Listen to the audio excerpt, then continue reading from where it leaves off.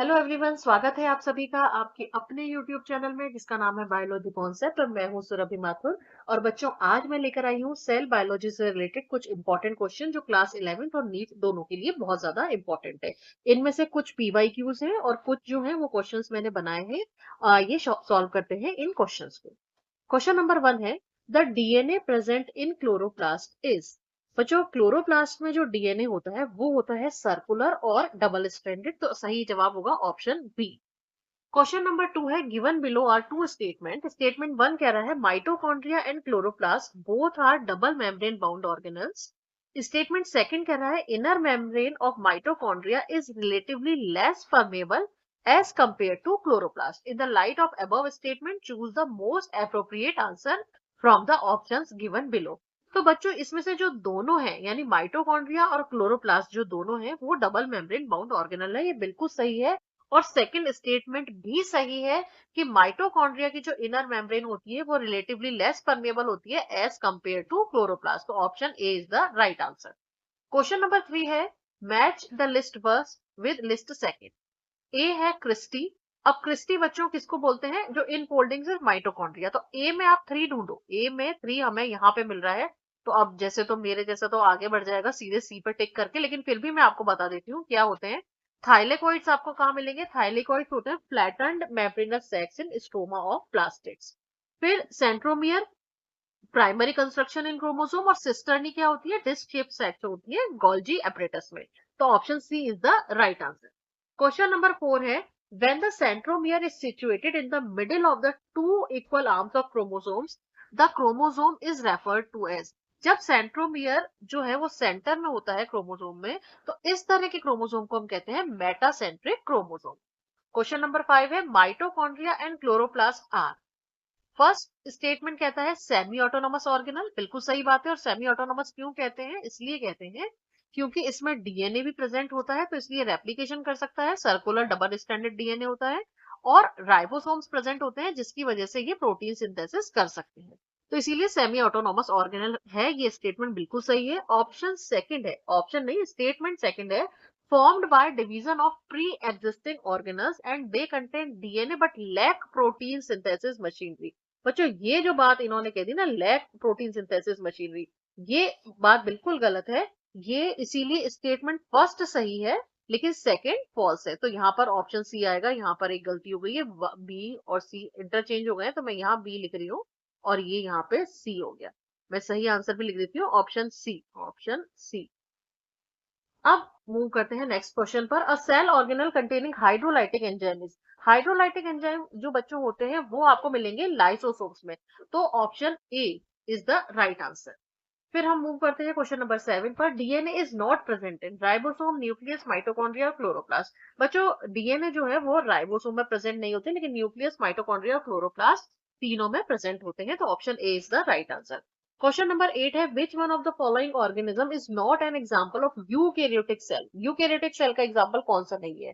कितनी बढ़िया बात है, पहले ही ऑप्शन में हमें आंसर मिल गया। ई कोलाई, इश्चेरियोचिया कोलाई इसका पूरा नाम है। ई कोलाई जो है बच्चों वो बैक्टीरिया है और बैक्टीरिया को हम रखते हैं प्रोकैरियोट्स के अंतर्गत। तो इसीलिए option A is the right answer, क्योंकि नॉट पूछा गया है हमसे।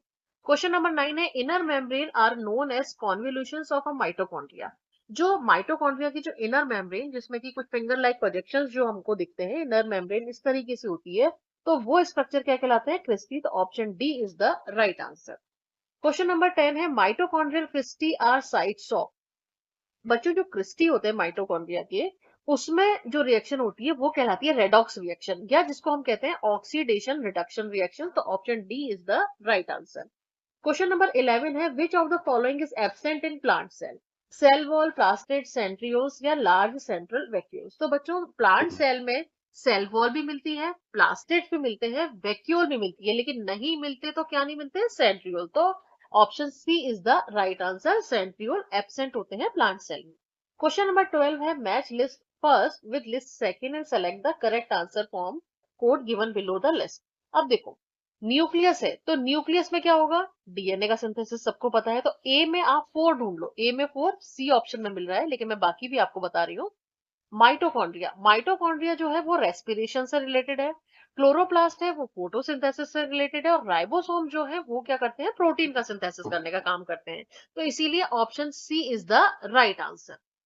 फिर आ जाता है question number 13, which of the following is called power house of the cell. Power house of the cell हम किसको कहते हैं, माइटोकॉन्ड्रिया को। क्यों कहते हैं, क्योंकि इसमें एटीपी का फॉर्मेशन होता है। एटीपी का फॉर्मेशन भी पर्टिकुलर कहाँ होता है, जो क्रिस्टी के ऊपर आपको ऑक्सीसोम्स मिलते हैं, उस ऑक्सीसोम्स के हेड वाले पोर्शन में एटीपी का सिंथेसिस होता है।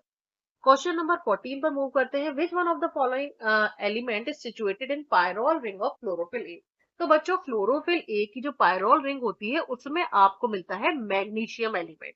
आप याद करिए, मैंने क्लोरोफिल ए और क्लोरोफिल बी दोनों के फॉर्मूले बताए थे, उन दोनों फॉर्मूलेस में क्या आता है, Mg यानी कि मैग्नीशियम। तो सही आंसर होगा option D, magnesium Mg। Question number 15 है, cytochromes are found in. Cytochromes बच्चों जो आपको मिलेंगे वो आपको मिलेंगे माइटोकॉन्ड्रिया की क्रिस्टी में। जो क्रिस्टी वाला पोर्शन होता है वहां मिलेंगे साइटोक्रोम्स। फिर हम मूव करते हैं क्वेश्चन नंबर 16 पे, cell without cell wall is known as. Cell without cell is known as, उसको हम कहते हैं प्रोटोप्लास्ट। तो option C is the right answer. फिर हम मूव करते हैं क्वेश्चन नंबर 17 पर, chloroplast contain maximum quantity of. बच्चों क्लोरोप्लास्ट फोटोसिंथेसिस का काम करता है, यहाँ पे अपने को लाइट और डार्क रिएक्शन दोनों होती हैं। तो यहाँ पे जो एंजाइम सबसे ज्यादा आपको मिलेगा वो मिलेगा रुबिस्को, जिसको हम एक नाम और देते हैं आरयूबीपी, यानी कि राइबोलोज बाइफॉस्फेट कार्बोक्सिलेज। तो आरयूबीपी कार्बोक्सिलेज बोलो या आरयूबीपी बोलो, एक ही बात है, और एक नाम और याद क्या रखना है, रुबिस्को। तो option A is the right answer. Question number 18 है, an example of enucleated cell in plant is. यानी आपको प्लांट्स में एक ऐसी सेल बतानी है जिसमें न्यूक्लियस नहीं मिलता है।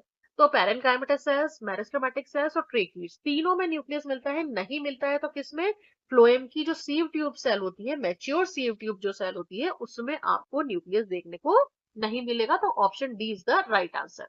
क्वेश्चन नंबर 19 है, match list first with list second and select the correct answer using the codes given below the list. अब यहाँ पे आपको 4 साइंटिस्ट के नाम दिए गए हैं और उन्होंने जो जो डिस्कवरी की है उसके नाम दिए गए हैं। अब इसमें आया है जेनसन। बच्चों इन्होंने डिस्कवर किया था कंपाउंड माइक्रोस्कोप। तो ए में 3 मिलना चाहिए, तो ऑप्शन डी में हमें मिल रहा है। लेकिन हुक, ये हम सबको पता है कि हुक ने किस चीज की खोज की थी, सेल की। ब्राउन, रॉबर्ट ब्राउन पूरा नाम है, इन्होंने खोज की थी सेल में मिलने वाले न्यूक्लियस की। और श्नीडन और श्वान इन्होंने दी थी सेल थ्योरी।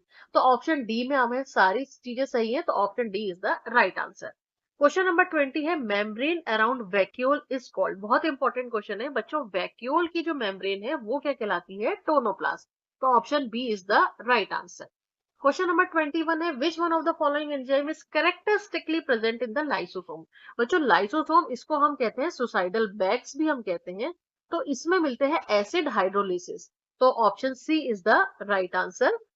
क्वेश्चन नंबर 22 कहता है, stalked particle attach to the inner membrane of mitochondria are called. तो जो टेनिस के या की रैकेट जैसे स्ट्रक्चर हमें जो दिखते हैं इनर मेम्ब्रेन ऑफ माइटोकॉन्ड्रिया पर, जिसको कि जो इनफोल्डिंग्स होती हैं उस पर, वो स्टॉक्ड पार्टिकल कहलाते हैं ऑक्सीसोम, जिसको हम F1 पार्टिकल या F0 F1 पार्टिकल्स भी कहते हैं, या एलिमेंट्री पार्टिकल भी इसको हम नाम देते हैं। क्वेश्चन नंबर 23 है, main function of Golgi body is. 4 function यहाँ पे दिए हुए हैं, आपको सही पर टिक करना है। फर्मेंटेशन, फॉस्फोराइलेशन, ग्लाइकोसाइडेशन और ट्रांसलोकेशन। तो सही जवाब होगा आपका इसमें ग्लाइकोसाइडेशन। क्वेश्चन नंबर 24 है, DNA is not found in nucleus, ribosome, plastids और माइटोकॉन्ड्रिया। तो बच्चों राइबोसोम में डीएनए नहीं मिलता, बाकी प्लास्टिड्स में, न्यूक्लियस में और माइटोकॉन्ड्रिया तीनों में क्या मिलता है, डीएनए मिलता है। क्वेश्चन नंबर 25 है, the cell organelle responsible for cell plate formation at the time of cell division is. तो बेटो जो सेल ऑर्गेनल, जो सेल प्लेट है वो बनाने का काम करती है गोल्जी बॉडी। तो option C is the right answer. Question number 26 है, site of protein synthesis in a plant cell is. Plant cell में जो प्रोटीन सिंथेसिस का काम होता है वो काम कौन करता है, राइबोसोम। तो option D is the right answer. Question number 28 है, which pair is not correct. अब यहाँ पे 4 आपको दिए गए हैं options, potassium pump, passive transport, fluid mosaic model, Singer and Nicolson, movement of water across semi permeable membrane, osmosis, और D में है प्लांट सेल प्लाज्मोडेस्माटा। तो बच्चों जो पोटेशियम पंप है वो एक्टिव ट्रांसपोर्ट करता है, ना कि पैसिव ट्रांसपोर्ट। तो इसीलिए हमसे पूछा गया नॉट करेक्ट। तो इसीलिए option A is the right answer. अगर यहाँ एक्टिव ट्रांसपोर्ट लिखते तो ये सही होता। तो इसीलिए यहाँ पर option A is the right answer. बाकी सब सही है। फ्लूइड मोज़ेक मॉडल सिंगर और निकोलसन नहीं दिया था। Movement of water across semi permeable membrane ये ऑस्मोसिस कहलाता है, और प्लाज्म सेल में प्लाज्मोडेस्माटा मिलते हैं। तो इसलिए option A is the right answer. Next question पे मूव करते हैं। Endoplasmic reticulum was first observed by. तो इसका सही जवाब है K R Porter. Option C is the right answer. और लास्ट क्वेश्चन पर हम वहां पहुंचे हैं। Which one of the following cell organelle is rich in catabolic enzyme. अब देखो कैटाबॉलिक एंजाइम जो है वो आपको किस में ज्यादा मिलेंगे। देखो क्लोरोप्लास्ट में होती है बच्चों फोटोसिंथेसिस की प्रोसेस, और ये कैसी है, एक एनाबॉलिक प्रोसेस है। इसमें फॉर्मेशन होता है किसका, कार्बोहाइड्रेट का। लेकिन माइटोकॉन्ड्रिया में प्रोसेस क्या होती है, रेस्पिरेशन की प्रोसेस होती है। तो इसमें आपको क्या होता है, ग्लूकोज टूटता है किसमें, CO2 और H2O में। तो यहाँ पे सबसे ज्यादा आपको कैटाबॉलिक एंजाइम्स मिलेंगे, इसलिए सही जवाब आपका क्या होगा, बी, माइटोकॉन्ड्रिया। और अब आज हम लोगों ने टोटल 30 क्वेश्चंस कर लिए हैं बहुत जल्दी से। और अगर आपको आज का वीडियो पसंद आया हो, आपको यूजफुल लगा हो, तो प्लीज चैनल को लाइक करिएगा, शेयर करिएगा और सब्सक्राइब करिएगा। Thank you very much.